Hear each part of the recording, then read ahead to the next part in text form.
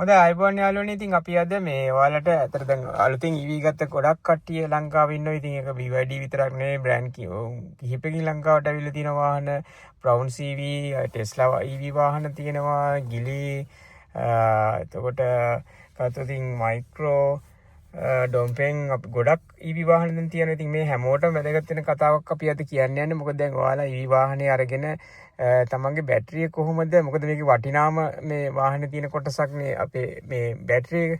ඉතින් මේක ආරක්ෂා කරගන්න. ඉතින් මේක charge කරන්නේ කොහොමද කියන කාරණාව ඔයාලා සමහර විට නොදන්නවා ඇති. මොකද මේක අලුතෙන් EV ගත්ත අයට අලුත් experience එකක් හින්දා ඉතින් මම ඔයාලට පේනවා. ඉතින් අපි දැන් almost මම කිලෝමීටර් 29000 ගෙන ආසන්නව 30000ක් දුරලා තියෙන දැන් අවුරුද්දකට ආසන්නව මම වාහනේ පදින්න අරගෙන. ඉතින් මේ කාලය ඇතුළත මම කොහොමද බැටරිය ආරක්ෂා කරගත්තේ? මගේත් ඇත්තට තාම රේන්ජ් එක ඔයාලා අපේ වීඩියෝස් වලින් දකින්න ඇති. බ්‍රයිට් පාත් channel එකේ තියෙන රේන්ජ් එක තාම මගේ හොඳටම මේ කියන්නේ 410 මේ වාහනේ ඇඩ්වාන්ස් මේ ඇටෝ 3 රථයක්. ඉතින් මම පවත්වාගෙන යනවා. ඉතින් මේක කරන්න මම මොනවද යූස් කරේ? ඒ වගේම අපි අදාළ කම්පැනි රිලීස් කරපු ඩේටා අනුව අපි හොයා බලන කරුණු අනුව අනිත් අයකින් දැනගත්ත කරුණු අනුව මේක කොහොමද පවත්වාගෙන යන්නේ කියන කාරණාවද අපි ඔයාලත් එක්ක කතා කරනවා. ඉතින් මේකට කාරණා 7ක් මම ඔයාලත් එක්ක ෂෙයා කරගන්නවාද. ඉතින් ඒක නරඹන්න ඔයාලගේ වාහනේ බැටරිය ආරක්ෂා කරගන්න මේ උපදෙස් ටික පිළිපදින්න. ඉතින් ඒකම අපි මෙතනදී පවසන ඔයාලගේ ඒ වාහන අදාළ කම්පැනිෙන් ඔයාලට මොන හරි විශේෂ මේ උපදෙස් දීලා තියෙනවනේ ඒවා අනිවාර්යෙන් පිළිපදින්න. ඊට අමතරව අපි කියන කාරණාත් පොඩ්ඩක් ඔයාලගේ දැනුමට එකතු කරගන්න. ඉතින් අපි අද ඒ කරුණුත් එක්ක මේ වීඩියෝ එකට යොමු වෙමු. ඉතින් අපේ බ්‍රයිට් පාත් channel එකේ ඉතින් ඔයාලට මේ වගේ ටෙක්නිකල් කරුණු හැමදාම ඉතින් ගේනවා. ඉතින් ඔයාලට මේවා ඇත්තට වටිනාකමක් අපි මහන්සි වෙලා මේ කරුණු අපි ඔයාලත් එක්ක මේ ෂෙයා කරගන්නේ. ඉතින් අපි අපේ channel එක හැම වෙලේම subscribe කරන්න කියලා අපි ඉල්ලීමක් කරන්නේ නැහැ. ඉතින් ඔයාලා මේ වෙන මහන්සියට සාධාරණයක් කරන්න පුළුවන් නම් ඉතින් අපිට එහෙම සහයෝගයක් දෙන්න. මේ සහ මේ දැනුම අනිත් අයත් එක්ක share කරගන්න ගැනීමත් ඇත්තට වටිනාකමක් තියෙනවා. ඉතින් ඒ වෙනුවෙන් ඔයාලා help කරන්න කියලා ඔයාලා ඉල්ලන ගමන් අපි අද වීඩියෝවට යමු යමු.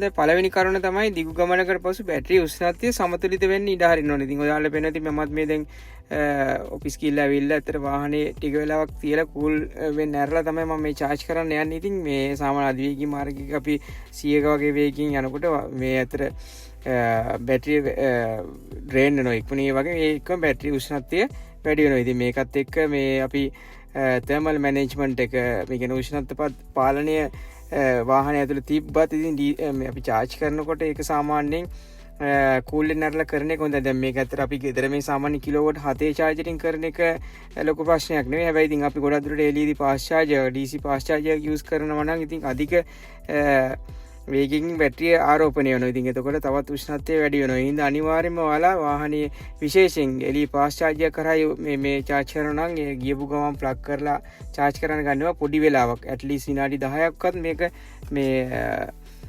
thermal management එකේ කියන උෂ්ණත්වය අඩු කරලා බැටරිය cool වුණායින් පස්සේදී මේ කරන්න පටන් ගන්න කියලා තමයි පළවෙනි කාරණාව මතක් කරන්නේ. එතන දෙවෙනි කාරණාව තමයි මේ සීම් ඒ කියන්නේ 85 සීමාවෙන් පසු මේ බැටරි ආරෝපණය කිරීමෙන් වළකින්න කියන එක. ඉතින් ඔයගේ බැටරිය අතර charge එක දැනටත් 85 94 තියෙනවා නම් තව charge කරන්න ඕන. ඇත්තටම අවශ්‍යද කියලා පොඩ්ඩක් හිතලා බලන්න. ඇත්තට දෛනික ගමන් වලට අපිට සාමාන්‍යයෙන් 85 කියන්නේ හොඳ ප්‍රමාණවත් බැටරි ආරෝපණ තත්ත්වයක්. ඉතින් 100 දක්වා ඉතින් මේක টপ අප් කරන්න උත්සාහ කිරීම ඇත්තට අනවශ්‍ය දෙයක් කියලා තමයි බැටරි මේ බොහෝ මේ බැටරි විශේෂඥයන් අතර නිර්දේශ කරලා තියෙනවා. ඉතින් හැකිතාක් දුරට වාගේ බැටරියේ ධාරිතා සීමාව ඉතින් මිඩල් පෝෂන් එකේ ඒ රේන්ජ් එකේ තියාගන්න කියන එක තමයි හොඳම දේ. ඉතින් ඔයා මේක අනුගමනය කරන්න උත්සාහ කරන්න. ඉතින් අත්‍යවශ්‍ය ගමනක් යන්න තියෙනවා නම් පමණක් වා 100%ක් ආරෝපණය කරගෙන විශාල දුරක් ගමන් කරන්න තියෙනවා නම් ඒක වෙනුවෙන් කරගන්න කියලා තමයි අපිට කියන්න තියෙන්නේ.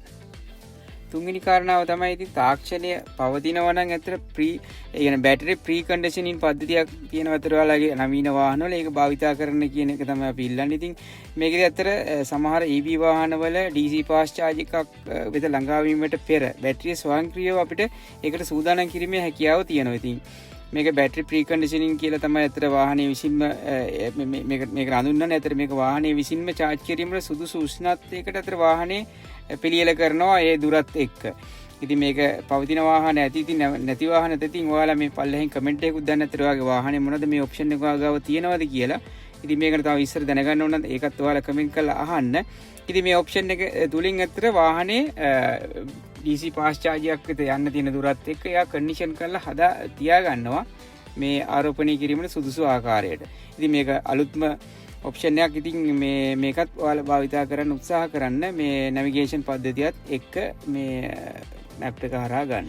හතරවෙනි කාරණාව තමයි ඉතින් බාහිර පරිසර උෂ්ණත්වය ගැන සැලකිලිමත් වෙන්න කියන එක. ඉතින් මෙතෙන්දි කතා කරන්නේ ඉතින් මේ අධික රස්නේ තියෙන දවල් කාලයකදී ඉතින් බැටරිය ආරෝපණය කිරීමට උත්සාහ කිරීම අඩු කරන්න. ඉතින් අත්‍යවශ්‍ය මේ අවස්ථාවේදී ඒක අපිට කරන්න වෙනවා.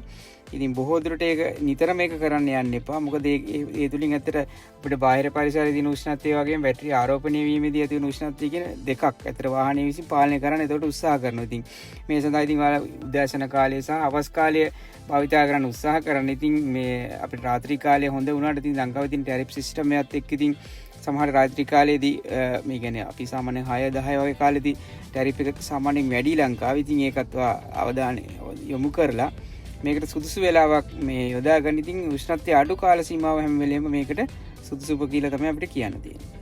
පස්වෙනි කාරණාව තමයි බැටරිය අධික ලෙස මේ ඩ්‍රේන් වෙන්න දෙන්න එපා. ඉතින් කලාතුරකින් අවස්ථාවක වගේ බැටරි 10 සීමාවට හෝ ඊට අඩුවෙන් මේ අඩුවීම ගැටලුවක් නෙවෙයි. අතන මොකද නවීන EV වාහනවල මේ තත්ත්වයට ඔරොත්තු දෙන විදිහට තමයි මේව සැලසුම් කරලා තියෙන්නේ. ඉතින් ඒ වුණාට මේ නිතර මේක එහෙම මේ කරන්න යන්න එපා. ඔයා සාමාන්‍යයෙන් වගේ හැබිට් එක 120ට බැටරිය ඩ්‍රේන් වුණාම නැවතාවක් බැටරිය චාර්ජ් කරගන්න විදිහට වගේ දෛනික වැඩ කටයුතු සැලසුම් කරගන්න කියන එක තමයි අපේ ඉල්ලීම වෙන්නේ.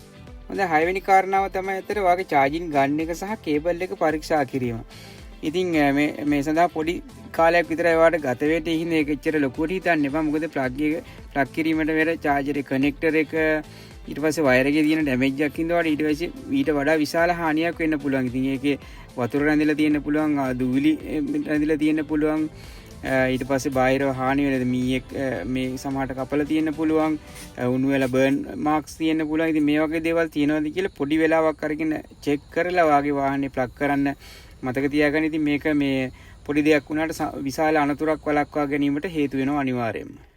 හොඳයි අපි අවසාන කාරණාව එහෙම නැත්නම් 7 වෙනි කාරණාව දෛනික charging limit එකක් පවත්වා ගන්න කියන රික්වෙස්ට් එක. ඉතින් දෛනිකව සාමාන්‍ය ගමන් බිම සඳහා ඉතින් ඔයා EV හිමිකරුවෙක් නම් මේ ඔයගේ charging limit එක 80% තබා ගැනීම ගොඩක් දුරට කරන්න පුළුවන්. අපි කොළඹවට වැඩ කරන අයට විශේෂයෙන්ම. ඉතින් ඒ වගේම ඉතින් මේක ඔයා පාවිච්චි කරන්නේ LFP බැටරිය තියෙන වාහනේ. ඉතින් ලංකාවේ කොට BYD වාහන මේ තාක්ෂණය තමයි එන්නේ. බැටරි පරිගණන පද්ධතිය නිවැරදිව ක්‍රමාංකනය වීමට, කියන්නේ බැටරි කැලිබ්‍රේෂන් එක සහ රේන්ජ් එක නිවැරදිව ඩෑෂ්බෝඩ් එකේ පෙන්වීමට ඉතින් නිෂ්පාදක සාමාන්‍යයෙන් 100%ක් charge කිරීමට උපදෙස් දෙනවා. ඉතින් ඒක නිතරම නෙවෙයි, යම් කාල සීමාවකට පස්සේ ඒක කරන්න කියලා ඉල්ලනවා. හැබැයි ඉතින් ඒක කරන ගමන් ඔයාගේ මේ දෛනික ලිමිට් එකක් රෙකෝඩ් කරලා තියාගන්න. ඉතින් ඒකට අනුව මේ බැටරිය ප්‍රවේශම් කරගන්න. ඉතින් හොඳයි යාළුවනේ. ඉතින් ඔය කරුණු හත තමයි අපි මේ සෑම EV රියදුරටම මේ අනුගමනය කරන්න කියලා මේ සහ මතක තබා ගන්න කියලා අපි අද ඉල්ලා සිටින්නේ. ඉතින් මේ කිසිම පුරුද්දක් අමාරු දේවල් නෙවෙයි. ඉතින් ඔයාලගේ මේ පුරුද්දක් විදිහට මේ ටික කරගත්තන් පස්සේ normally මේක ඔයාලට apply කරගන්න පුළුවන් ඔයාගේ මේ වාහනේ වෙනුවෙන්. ඉතින් මේ වාහනේ දිගු කාලින බැටරි සෞඛ්‍යයට, බැටරි හෙල්ත් එකට ඉතින් මේක ප්‍රයෝජනවත් වෙනවා, ලොකු උදව්වක් වෙනවා. ඉතින් මොකද වටිනාම කොටස තමයි මේ EV වාහනේ තියෙන බැටරි. ඉතින් ඒක අපි ආරක්ෂා කරගන්න ඕනේ. එහෙම නැත්නම් අපිට ලොකු කොස්ට් එකක් මේ වෙනුවෙන් ඇත්තට වැය කරන්න වෙනවා. ඉතින් ඒ කාරණු ටික තමයි අපි අද බ්‍රයිට් පාත් තුලින් ගෙනාවේ. ඉතින් මේ වගේ කරුණු කාරණා අපි හැමදාම අපේ channel එක තුලින් ඔයාලත් එක්ක share කරගන්නවා. ඉතින් මේ දැනුම අනිත් අයත් එක්කත් බෙදා හදා ගන්න කියලා ඉල්ලීමක් කරන ගමන් අපි අද ඔයාලගෙන් සමු ගන්නවා. හැමෝටම සුබ දවසක් වේවා.